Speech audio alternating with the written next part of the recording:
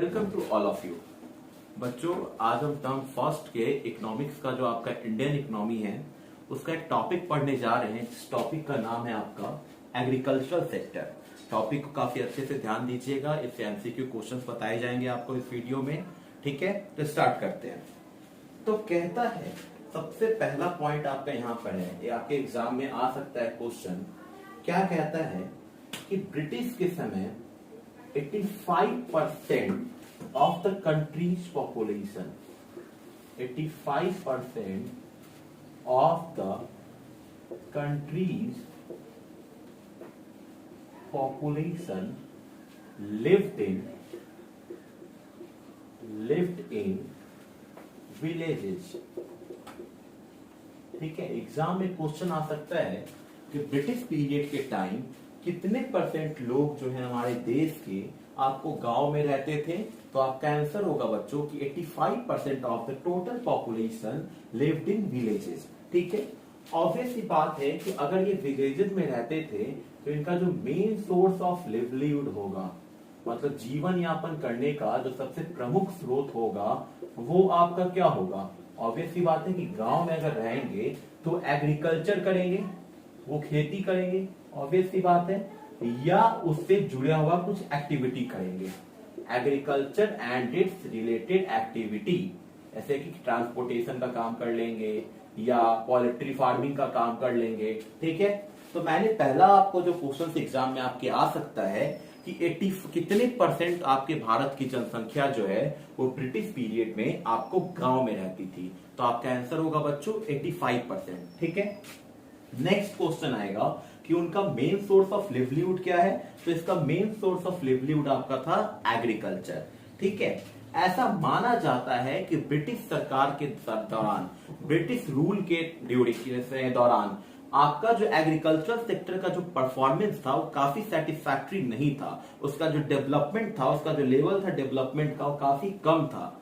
अब आप सोचोगे कि आखिर क्या कारण रहा होगा कि ब्रिटिश टाइम के समय एग्रीकल्चरल सेक्टर का जो परफॉर्मेंस था काफी पुअर था। कुछ रीजन, किसी भी काम में अगर आपको कम नंबर आता है तो क्या रीजन होगा कि आप ऑनेस्टी से पढ़ाई नहीं करते हैं। ठीक है, अगर इंडिया अगर क्रिकेट मैच हार जाती है मतलब क्या कि सारे खिलाड़ियों ने अच्छा एफर्ट नहीं डाला होगा।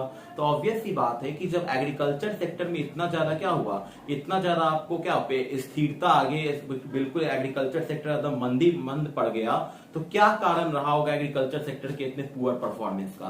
तो एक एक करके सारे रीजंस को हम लोग क्या करेंगे आपके साथ में डिस्कस करेंगे। तो चलिए कंसेंट्रेट करिए आप लोग, आपका टॉपिक हम बोर्ड पे लिखने जा रहे हैं। अगला टॉपिक पे ध्यान दीजिएगा। अगला टॉपिक आपको जो बोर्ड पे हम लिखने जाएंगे वो main reason for stagnation in agricultural sector, कि एग्रीकल्चरल सेक्टर में स्टैग्नेशन का क्या क्या कारण था। Main reason for stagnation in agricultural sector. क्या है आपका topic, main reasons of for stagnation in agricultural sector. अब पूछोगे सर कि यहाँ पे स्टैग्नेशन का मतलब क्या होता है। तो बहुत ही बेसिक लैंग्वेज में बात करेंगे। स्टैग्नेशन का मतलब होता है स्थिरता, या एक तरह से कहते हैं पिछड़ापन। कि आखिर इतना ज्यादा एग्रीकल्चर सेक्टर ब्रिटिश पीरियड के समय इतना स्थिर क्यों था, इतना पिछड़ा हुआ क्यों था, क्या कारण था। एग्जाम में बहुत बार ये क्वेश्चन आता है कि give the reasons behind the stagnation of agricultural sector during the British period. इस बार तो मल्टीपल चॉइस क्वेश्चन है, तो उसमें मल्टीपल चॉइस क्वेश्चन में क्या क्या आएगा, इसलिए आपको हर टॉपिक को डिटेल में बताऊंगा। तो पहला कारण आपका है, जो फर्स्ट और बेसिक कारण है वो आपका है लैंड सेटलमेंट सिस्टम। क्या कारण है इसका, लैंड सेटलमेंट सिस्टम, जिसको एक और नाम, ठीक है, लैंड सेटलमेंट सिस्टम, ये आपका पहला कारण है। इस कारण में क्या कहता है, कहता है यहाँ पे लिखता है कि the most important reason for stagnation in agriculture sector was the introduction of zamindari system by the colonial government. यहाँ पे कॉलोनियल गवर्नमेंट से आपका क्या आशय है, कॉलोनियल गवर्नमेंट से आपका क्या तात्पर्य है। तो आपका आंसर होगा सर कि कॉलोनियल गवर्नमेंट हम ब्रिटिश गवर्नमेंट को बोलते हैं। सर इतना तो हमको पता है, हम बोलेंगे बहुत अच्छा बात है, ठीक है, बहुत अच्छा बात है। तो कहता है कि पहला जो सबसे बेसिक कारण है वो ये है कि ब्रिटिश गवर्नमेंट ने जमींदारी सिस्टम को इंट्रोड्यूस किया था। पहला कारण क्या होता है कि ब्रिटिश सरकार ने क्या किया था, आपको कौन से सिस्टम को इंट्रोड्यूस किया था, जमींदारी सिस्टम। जमींदारी सिस्टम ये इंट्रोड्यूस कब किया था ब्रिटिश सरकार ने, तो आपका आंसर है 1793 में।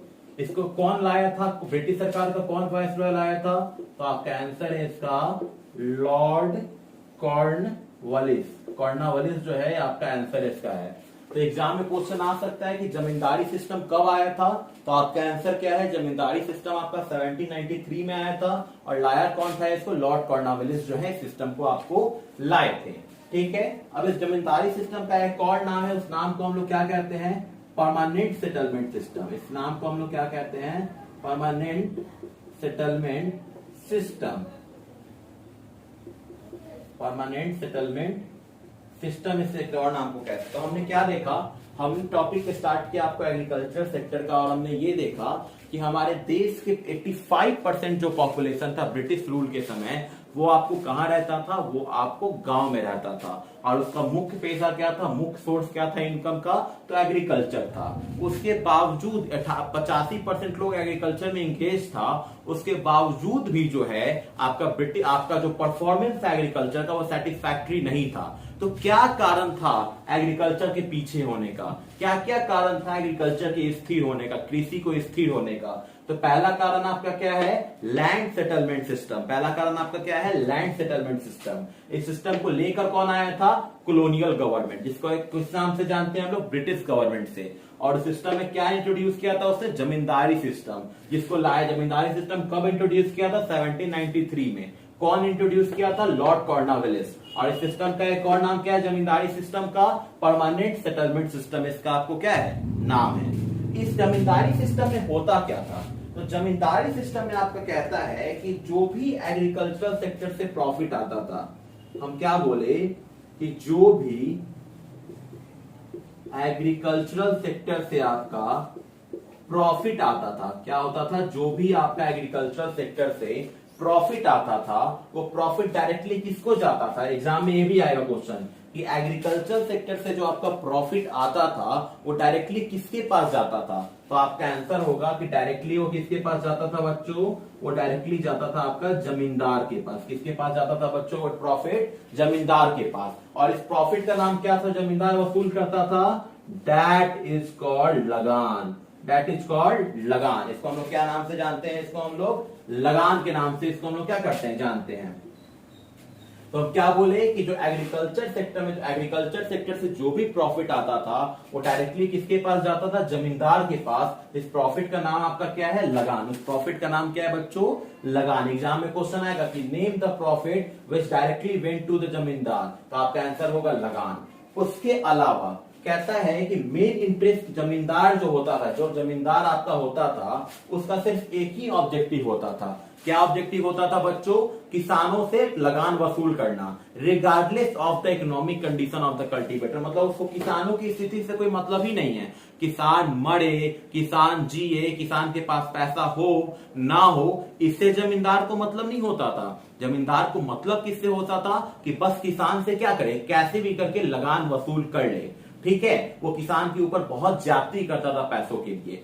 उसके अलावा लगान जमा लगान जो जमींदार के पास जाता था उसका मेजोरिटी पोर्शन जो है किसको जमा करना होता जमींदार को, ब्रिटिश सरकार को। और ब्रिटिश सरकार ने हर महीने क्या किया था, आपको एक डेट फिक्स कर रखा था कि आपको इस दिन लगान क्या करना है, जमा करना है। ठीक है, और जिस दिन अगर मान के चलिए अगर उस डेट से अगर हल्के 1-2 दिन अगर आगे लगान जमा होता था तो ब्रिटिश सरकार उस जमींदार का लैंड राइट क्या कर लेती थी, उससे छीन लेती थी।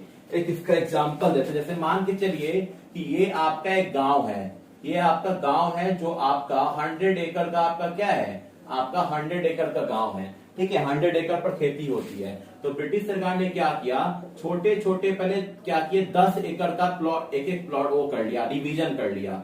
ये पूरा जो है ये 10 एकड़ का क्या कर लिया, आपको ये डिवीजन कर लिया। और 10 एकड़ जो है एक एक जमींदार को क्या कर दिया, अलॉट कर दिया। एक एक जमींदार को क्या कर दिया, अलॉट कर दिया। अब जमींदार अपना किसान से खेती करवाते थे, किसान से खेती करवाए और जो प्रॉफिट आया लगान के रूप में वो ब्रिटिश सरकार को जमा किए।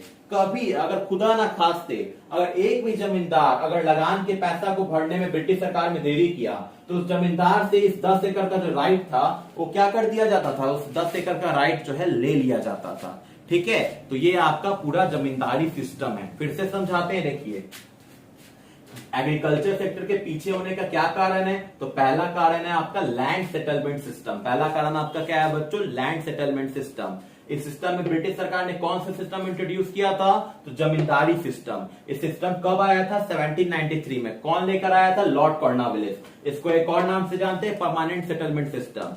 इस सिस्टम में क्या होता था कि एग्रीकल्चर सेक्टर से जो भी प्रॉफिट आपको आता था वो किसके पास जाता था, जमींदार के पास में। जमींदार को नियुक्त कौन करता था, रिक्रूट कौन करता था, आपके ब्रिटिश सरकार रिक्रूट करती थी। और जमींदार को जो प्रॉफिट जाता था उस प्रॉफिट का नाम क्या था, उस प्रॉफिट का नाम आपका था लगान। अगर जमींदार अगर लगान को भरने में अगर एक दिन में लेट कर देता था ब्रिटिश सरकार को, तो जमींदार का उससे जमीनी जो राइट, लैंड राइट जो रहता था जमींदार को मिला हुआ लैंड का राइट, वो राइट उससे क्या होता था, ब्रिटिश सरकार उससे छीन लेती थी। तो पहला पॉइंट क्लियर हो गया आपका। पहला कारण मालूम चल गया क्या, लैंड सेटलमेंट सिस्टम। पहला कारण आपको क्या मालूम चल गया बच्चों, लैंड सेटलमेंट सिस्टम जो है आपका पहला कारण है। Now move forward to the next reason.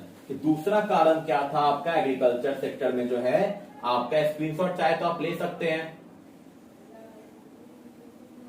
और दूसरा कारण क्या था, दूसरा कारण आपको था, आप चलिए, low level of productivity.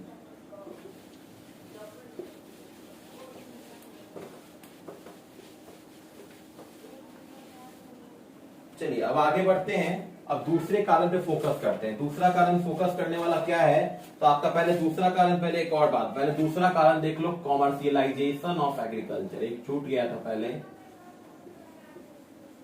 Commercialisation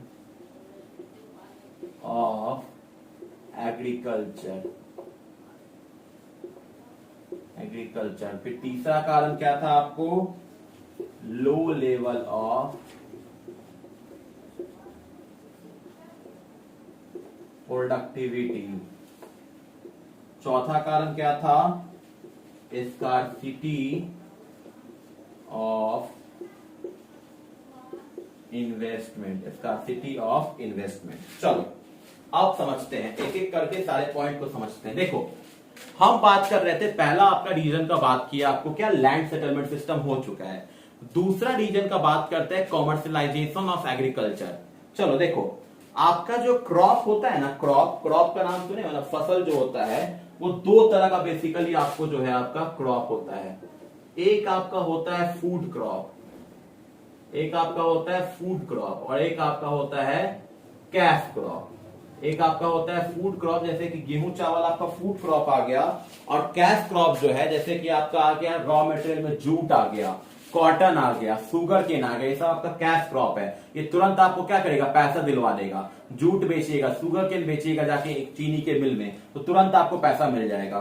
तो ब्रिटिश सरकार ने क्या बोला, ब्रिटिश सरकार जो थी बहुत ही ज्यादा जो थी ना, बहुत ही उसका जो माइंड था वो काफी ज्यादा इकोनॉमिकल माइंड था और काफी ज्यादा बिजनेस का माइंड था उसका। तो ब्रिटिश सरकार ने क्या, ब्रिटिश सरकार बोली किसानों को कि हम आपको फूड क्रॉप से ज्यादा कैश क्रॉप का प्राइस देंगे।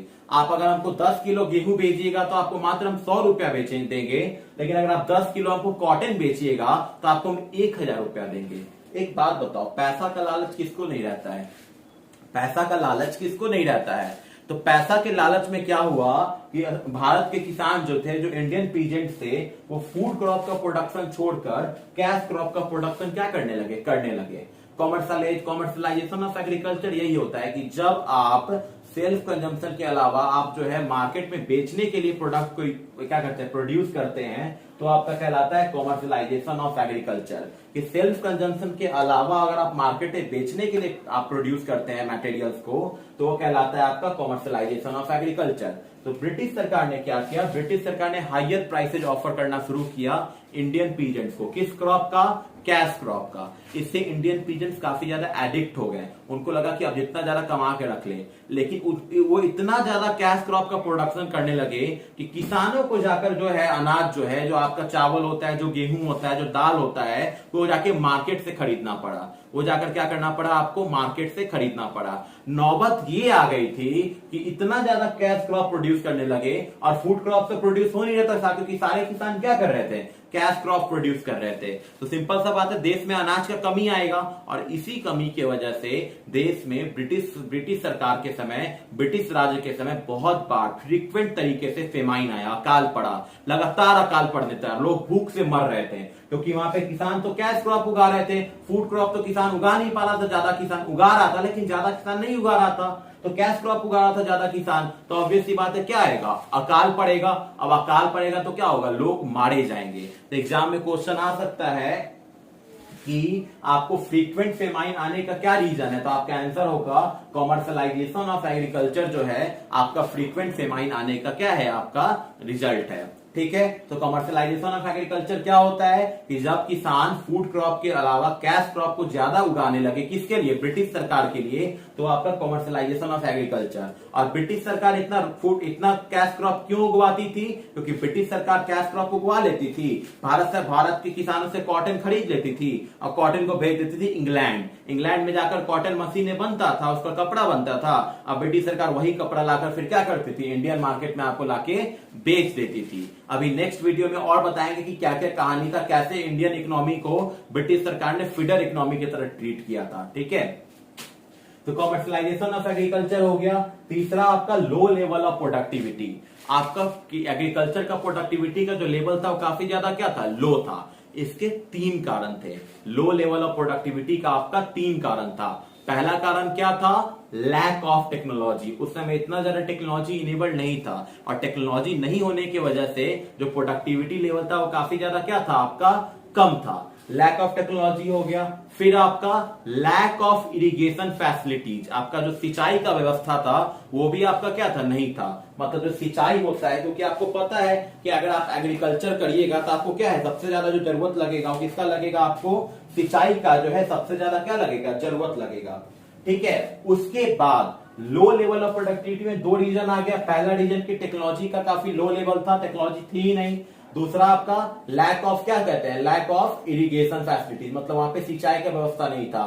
भारत के किसान किसके डिपेंड रहते थे, वर्षा पे, कि बारिश जब होगी तभी मेरा क्या होगा, फसल अच्छा होगा। अब बारिश नहीं हुई तो फसल अच्छा नहीं होगा। और तीसरा क्या, नेग्लिजिबल यूज ऑफ फर्टिलाइजर। पहले भारत के किसान जो थे गोबर, गाय के गोबर से ही काम चला लेते थे, वही खाद डाल देते थे, तो फर्टिलाइजर तो डाल नहीं पाते थे। तो उससे क्या था, उनका जो पैदावार था, उनका जो प्रोडक्शन था ग्राउंड में वो काफी ज्यादा क्या था, कम था, क्योंकि फर्टिलाइजर वो डाल नहीं पाते थे। एक बच्चे को अगर पूरी तरह से आप नॉरिशमेंट नहीं दीजिएगा तो बच्चा अच्छे से ग्रो करेगा, नहीं करेगा। तो अनाज भी क्या है, जो फसल लगाते हैं वो भी मेरा बच्चा है। जब बच्चा को अच्छे तरीके से हम पोषण तत्व देंगे, अच्छे तरीके से फर्टिलाइजर देंगे, तो ज्यादा क्या होगा, अच्छा तरीके से बड़ा होगा और ज्यादा अच्छा हमको रिजल्ट देगा। ठीक है, तो लो लेवल ऑफ प्रोडक्टिविटी हो गया।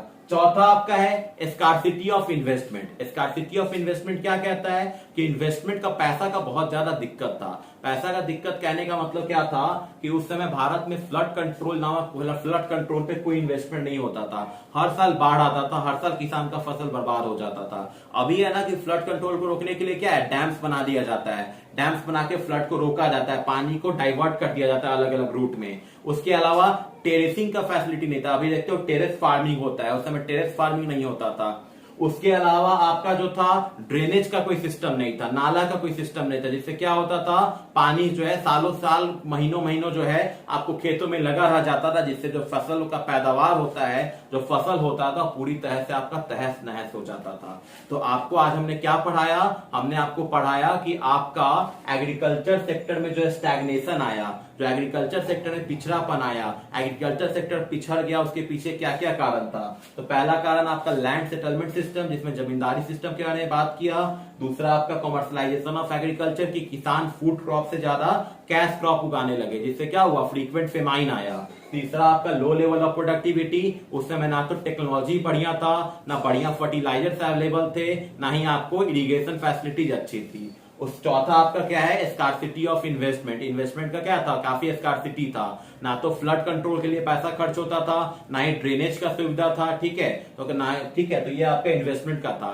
तो हमको उम्मीद करते हैं कि आपको जो आज टॉपिक पढ़ाए होंगे काफी अच्छा लगा होगा, और यूं आने वाले वीडियोस में जो है हम आगे के टॉपिक को आपके साथ डिस्कस करेंगे। जो अगला टॉपिक आपका होगा डी इंडस्ट्रियलाइजेशन, जिसमें हम लोग हैंडीक्राफ्ट इंडस्ट्री के बारे में डिटेल में डिस्कस करेंगे।